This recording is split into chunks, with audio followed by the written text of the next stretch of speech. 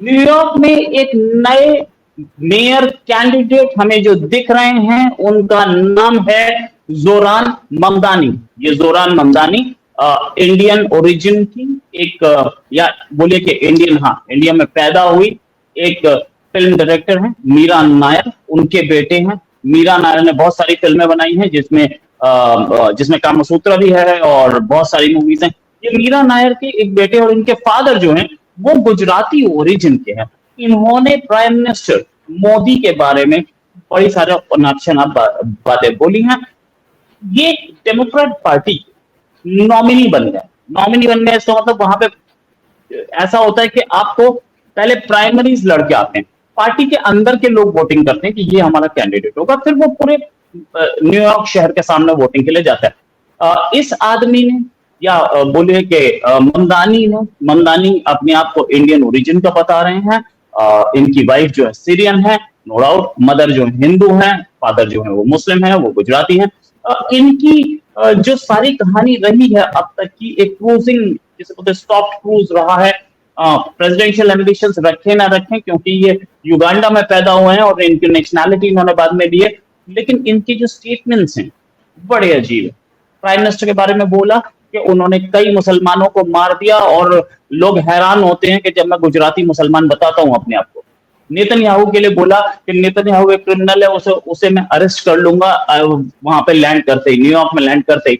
हालांकि नेतन्याहू को अरेस्ट करने की हिम्मत पूरे अमेरिका में किसी की है, मुझे उस पर शक है। लेकिन ये ऐसी लैंग्वेज बोल क्यों रहे हैं? एक हम लोग इसे ना भूलें कि न्यूयॉर्क शहर का जो बजट है, $115 बिलियन का। पाकिस्तान का बजट $340 बिलियन का बताया जाता है, 360 हो गया होगा। लेकिन अगर ऐसी सूरत हाल में, जहां पे $115 बिलियन का बजट एक आदमी के हाथ में है, एक बड़ी पुलिस डिपार्टमेंट जो कि कई छोटे छोटे कंट्रीज की आर्मी से बड़ा है, और वो उनके पास अमेरिका का एक बड़ा बड़ा बिजनेस सेंटर है न्यूयॉर्क, तो ऐसा आदमी की थिंकिंग बहुत मायने रखती है। इसे बात करने के लिए हमारे साथ प्रेमशंकर सिंह, एक एडिटर, एक कई न्यूज चैनल्स में ये एडिटर इन चीफ रह चुके हैं। प्रेमशंकर जी, बहुत बहुत स्वागत आपका हमारे शो में। ये जो जोहरान है, जोहरान ममदानी, ये कुछ बोलते घूम रहे हैं जो कि शायद न्यूयॉर्क में यहूदियों के खिलाफ और मोदी के खिलाफ, मतलब नेतन्याहू के खिलाफ और मोदी के खिलाफ। जबकि न्यूयॉर्क में 49% के आसपास जो है वो लोग इमिग्रेंट है, जो बाहर से आए हैं। ये इमिग्रेंट्स के लिए बहुत कुछ बोल रहे हैं। ये भी बोल रहे हैं कि बस राइड फ्री कर दूंगा, ये बोल रहे हैं कि मैं सस्ते मकान दिलवाऊंगा रेंट पे। और न्यूयॉर्क में अगर आप $2000 से कम कमा रहे हैं तो बहुत प्रॉब्लम है, आपको आपको टॉयलेट भी शेयर यूज करना पड़ेगा। ये ऐसे में मतलब वहां के केजरीवाल टाइप बन के दिखा रहे हैं कि मैं फ्री राइड्स कर दूंगा, मतलब मैं बस सारी फ्री कर दूंगा सबके लिए। ऐसे में इंडियन इमिग्रेंट्स और जूइश इमिग्रेंट्स या जूज जो वहां पे हैं, एक साइजेबल चंक रखते हैं। इनको हरवाने की कोशिश पूरी की जाएगी। क्या कहना है आपका?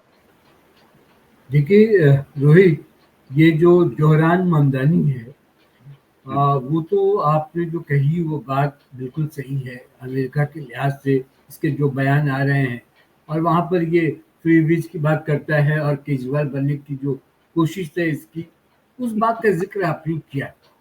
लेकिन उससे ज़्यादा मुझे इम्पोर्टेंट ये लगता है रोहित, कि ये जो हिंदू के खिलाफ एक इसने मुहिम छेड़ रखी है, और जो मोदी बहाना है, क्योंकि मोदी के खिलाफ या मोदी को लेकर भी इसने बहुत गंदे तरीके से कह लीजिए उसको बयान दिया है, और ये जहर उगलता है भारत के खिलाफ, हिंदुओं के खिलाफ। और ये जो जोहरान ममदानी है, वो अभी न्यूयॉर्क स्टेट असेंबली का सदस्य है, वो शायद मेयर के रेस में भी है ये। और अब मेयर पद की जब चुनाव होगी तब होगी। लेकिन प्रोग्रेसिव और सत्ता विदेशी हलकों में उसकी लेकिन तारीफ होती है। भारत में उसके बयान जो है वो इस तरह के होते हैं कि वो आग की तरह सोशल मीडिया पर वायरल हो जाते हैं। क्यों होने लगते हैं? क्योंकि एक बयान में ममदानी ने पीएम नरेंद्र मोदी को युद्ध अपराधी और मुसलमानों के नरसंहार का जिम्मेदार ठहराया। ये सिर्फ मोदी पर हमला नहीं है रोहित जी, ये बल्कि हिंदू धर्म और संस्कृति को निशाना बनाने की साफ कोशिश है। क्यों? क्योंकि आपको पता होगा कि जो 2002 का मसला था, उसमें पीएम मोदी को क्लीन चिट मिल गया था वैसे भी। तो आप किसी भी तरीके से किसी भी राष्ट्राध्यक्ष को, मतलब राष्ट्राध्यक्ष मतलब प्रधानमंत्री को, आप इस तरीके से नहीं बोल सकते।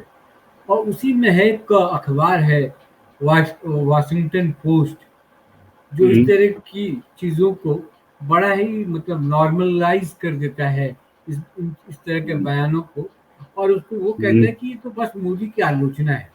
उसका एक लेबल चिपका कर ममदानी को बचाने की कोशिश कर रहा है, क्योंकि वहां पर भी हिंदुओं के खिलाफ जो एक मुहिम है, ये वो इस तरह के अखबार या वहाँ का जो तंत्र है वो करने की कोशिश करते हैं।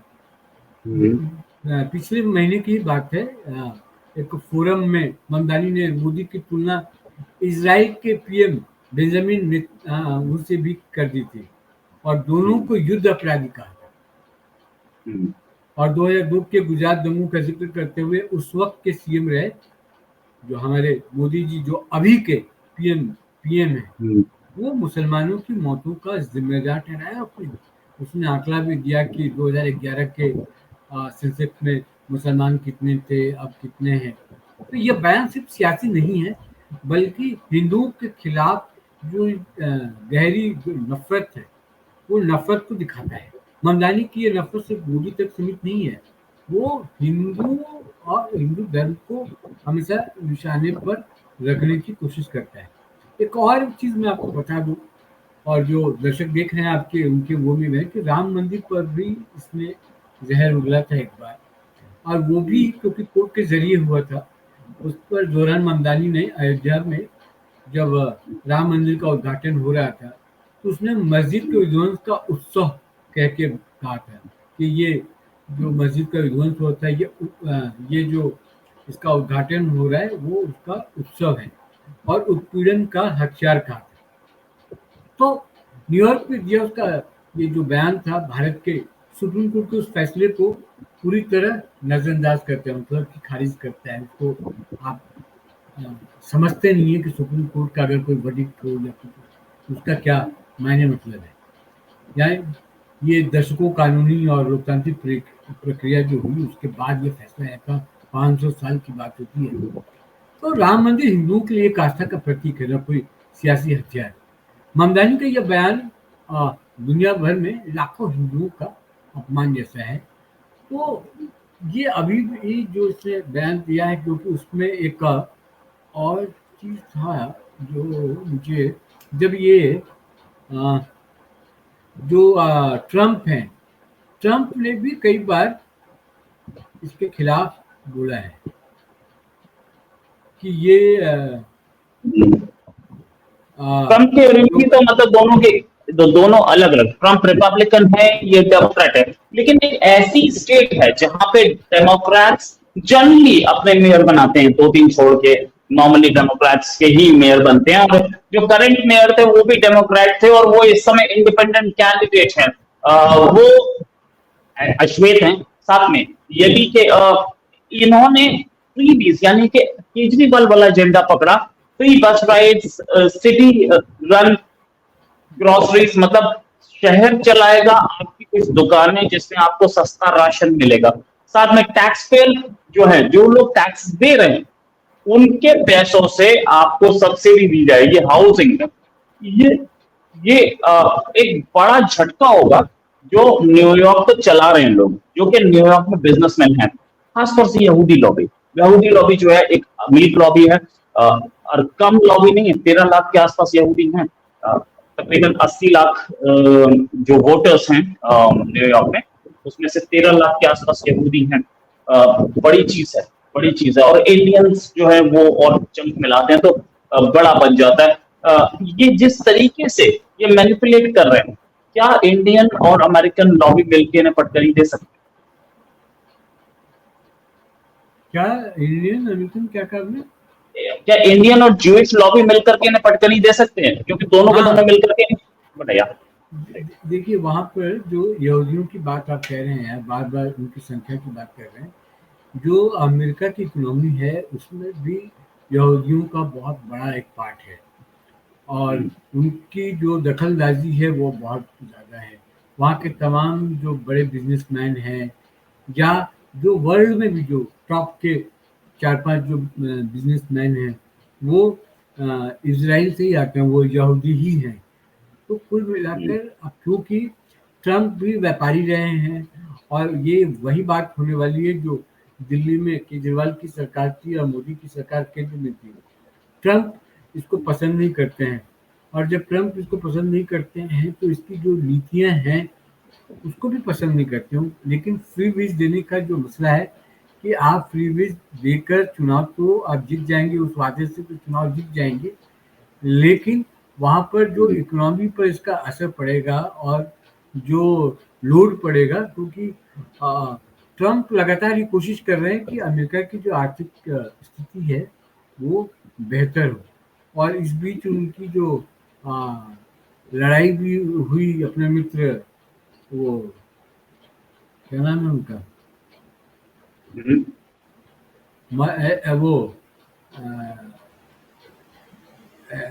Musk Musk Musk Elon Musk से जो उनकी लड़ाई हुई, और वो तमाम तरह की धमकियां और उसके से वो जो हटाया गया।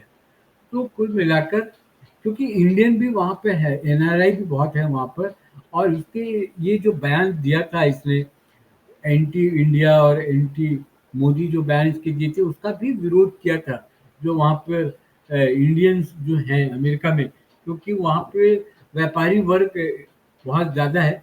हो सकता है वो टॉप के ना हो, लेकिन न्यूयॉर्क में और पूरे अमेरिका की अगर हम बात कर लें तो एक बहुत बड़ा वर्ग है, और खासकर गुजरात से गए हुए बहुत लोग हैं जो वहाँ पर बिजनेस का एक बहुत बड़ा पार्ट वो देखते और संभालते हैं।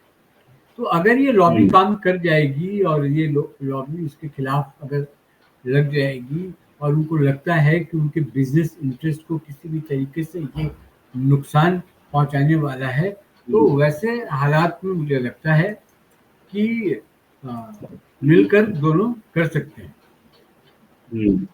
बिल्कुल, दोनों मिलकर ये कर सकते हैं, नो डाउट। और जो इस समय दिख रहा है कि अमेरिका की